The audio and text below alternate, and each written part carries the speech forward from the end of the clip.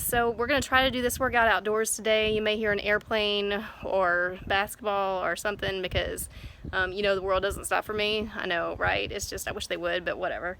So enjoy your workout and let's go. I do a thumbs up a lot, don't I? Let's do it again. Do it with me. Everybody's gonna whew. So this is gonna be the stability ball glute bridge. Now I have put a band right above my knees. You don't have to do that, but it will definitely up the intensity. Here's what it looks like. I'm gonna put my feet flat on here on the ball, dig through my heels, come down, and I'm gonna put a slight pressure outside of my knees. Think of like driving your knees apart just a little bit to feel your glutes engage more. Again, you don't have to use this band. If you don't have a ball, you can put your feet on a bench, do the same thing here, and it will be awesome. So now I'm gonna show you the plank climber. Awesome for core and upper body. What we're gonna do is get in this push-up position, but this time with our hands directly under our shoulders. You're gonna go right, down, right, up, left, down, left, up, right, down, right, up, left, down, left, up. Okay, so I have to constantly say that in my head in order to do it correctly. One thing I want you to know about this, if you're going down and your hips look like this the whole time, please stick with a close grip push-up for now.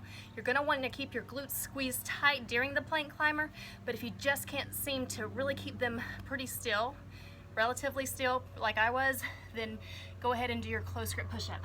That's gonna be hands under your shoulders, elbows by sides. Now remember, you can also do that one that I just showed you on an elevation, so that's a way to make it easier. This freaking airplane, where do these things come from? So here we have the lunge to stand. I'm gonna get this position first on your knees, so make sure you have some good support under your knees. And what you're gonna do is you're going to step up like this, okay?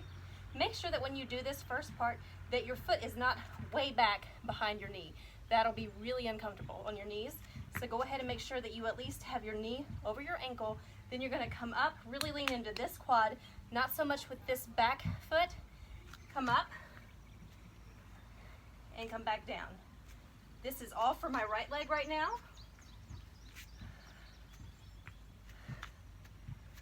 And then I'm gonna switch legs. Let me come to the front, and then I'm gonna do my left leg. So again, making sure your knee to ankle come up.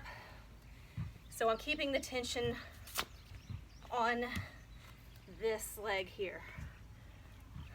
This is a lunge to stand. Now, if you need to heavy this up, feel free to hold something in your arms like this. So the next one is a one arm bent over row. Definitely a new one here. But I'm gonna use a cooler to weight up. You can put anything, doesn't have to be ice in there. You can also use an old bag or backpack, weight it up with sand, or just be creative, guys. But you can do this at home. All right, so what we're gonna do is we're gonna put our hand for support here.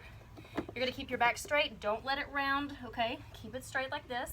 Then you're gonna row that elbow back towards the hip, just like this. Extend all the way the arm, bring it back. What I don't want to see is you rowing all the way past your side. Look how far my elbow is back right here. Okay, if you do that a lot over time, it's gonna be a little problematic for your shoulder. So again, make sure you really just in that upper arm with a good squeeze back here in your back where this is working. And this will be plenty as far as range of motion.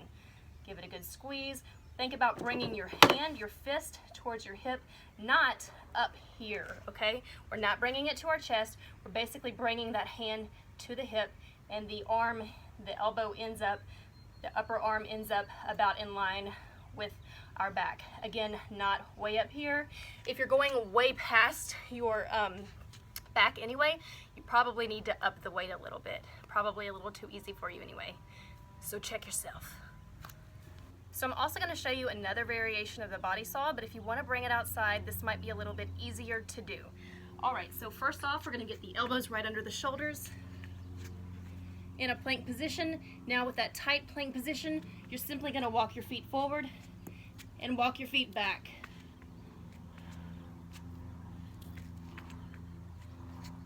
One rep is forward and backwards one time. So your range of motion will be dependent on exactly you know, how strong your core is right now.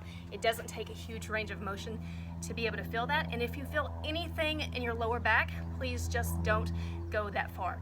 The other variation you can do, if this is just out for you right now, you can come to your plank, elbows under the shoulders, and just hold it. You can do an elevated plank here, or you can take your elevation like you would a push-up on elevation and just do that. We've also done that before. So to implement this with furniture sliders, I'm gonna put my feet on the sliders, same position, and this time I'm just gonna slide up and back.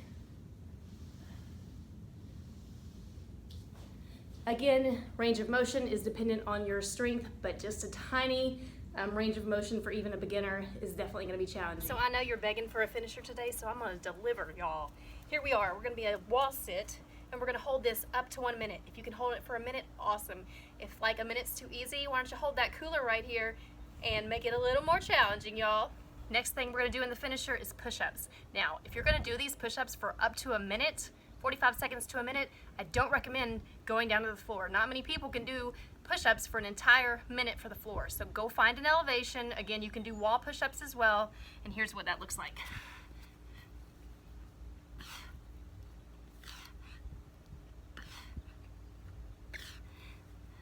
From the ground, find your elevation, see what works for you for 45 seconds to a minute.